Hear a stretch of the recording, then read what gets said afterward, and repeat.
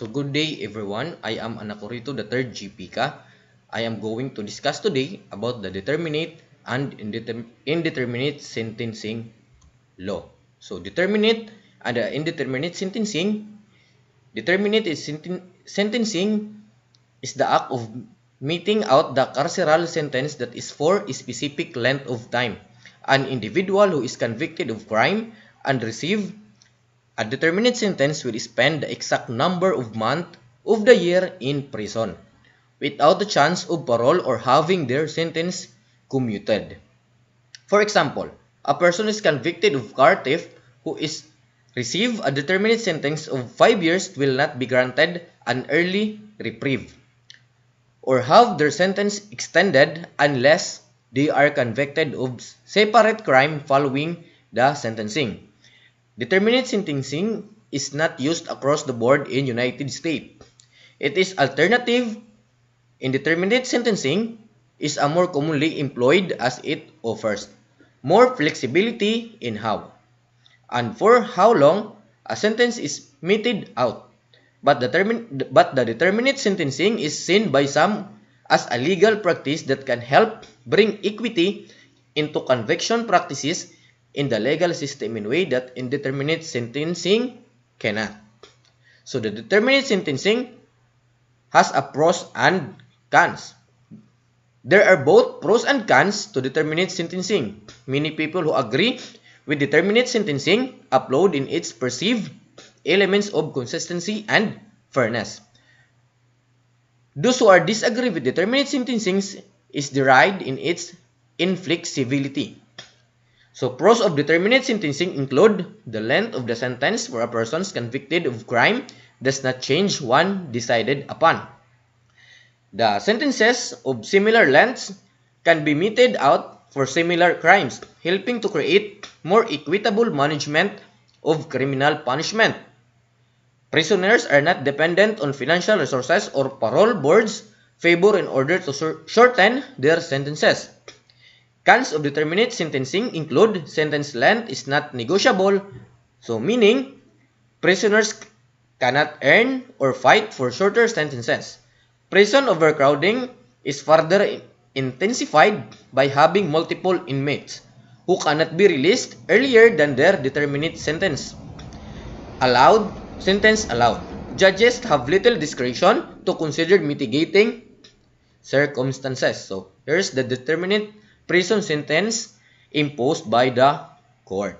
So, sentence imposed by court, for example, 6 months sentence.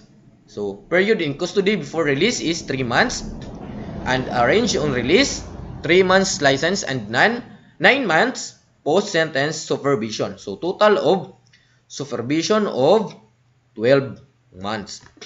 So, the Indeterminate Sentence Law, Act number 4103 as amended by Act number 4225 and Republic Act number 4203. The application on the imposed sentence. In imposing a prison sentence for an offense punishable by the revised penal code or its amendments, the court shall sentence the accused to an indeterminate sentence, the maximum terms of which shall not be that which, in the view of attending circumstances, could be properly imposed under the rules of the said code, and the minimum which shall be within the range of penalty next lower to the prescribed by the code for the offense. So the application imposed sentence, the application if the offense is punishable in any other law, special law. The court shall be sentenced the accused to an indeterminate sentence, the maximum term which shall not be exceed the maximum fixed by the said law, and the minimum shall not be less than the minimum term prescribed by the same. So, the indeterminate sentence law is not applicable to the followings: those convicted of the offense punishable with death penalty or life imprisonment, those convicted of treason, conspiracy, proposal to commit treason, and or espionage. The indeterminate sentence law is not applicable to those who are convicted of misprision of treason, rebellion, sedition, or coup d'etat. Those convicted of piracy or mutiny on the high seas or in Philippine waters. Those who are escaped from confinement or evaded sentences. Those who having been granted conditional pardon by the President of the Philippines shall have violated any of the terms thereof, the indeterminate sentence law. Those who maximum terms of the indeterminate sentence law is not applicable to. Those who maximum term of imprisonment does not exceed 1 year or those with definite sentence.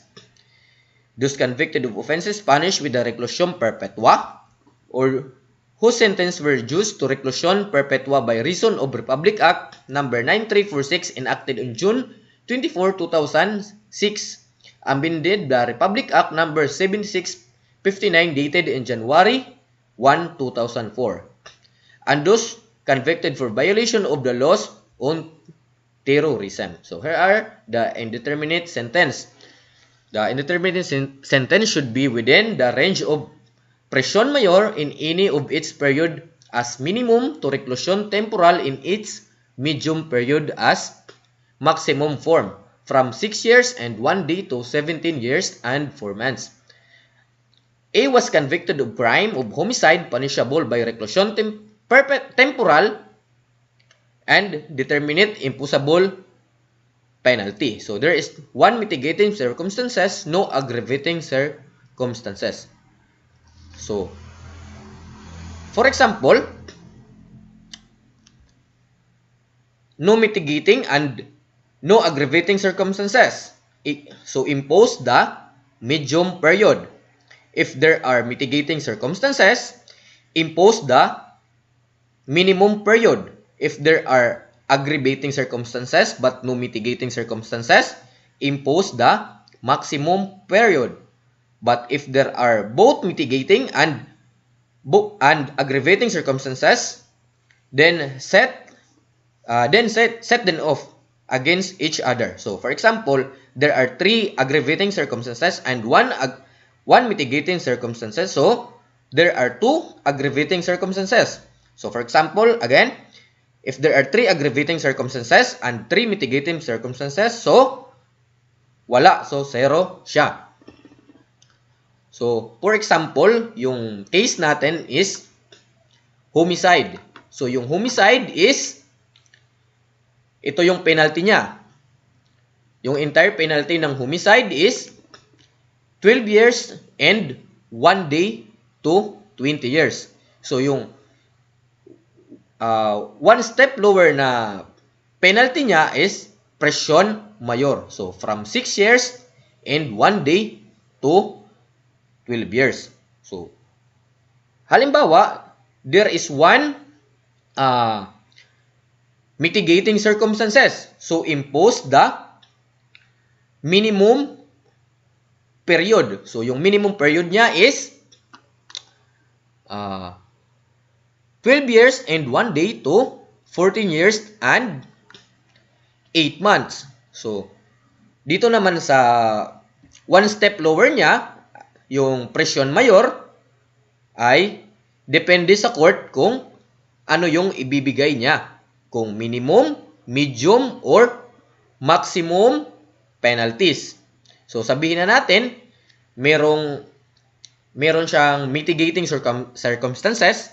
Halimbawa is the age of the offender, the condition of the offender, or the voluntary surrender. So, ngayon sa one step lower niya na penalties, binigyan siya ng minimum period.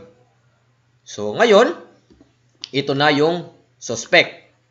So, the suspect is guilty of homicide. So, he must suffer an indeterminate penalty of 6 years and 1 day, presyon mayor as minimum, and up to 14 years and 8 months of reclusion perpetua as maximum penalty. So, yun yung mga penalty niya. So, here's my conclusion and recommendation. In my professional capacity as a criminologist, I'd come to the conclusion that the indeterminate sentence law also known as the ISLAW, is edifies and recovers precious human material and prevents needless, disproportionate restriction of persons' liberty and economic usefulness. My suggestion is that we carefully consider our decision to grant this opportunity under the indeterminate sentence law because doing so is to result in arbitrary discrimination. So here's my references. And that's all. Thank you.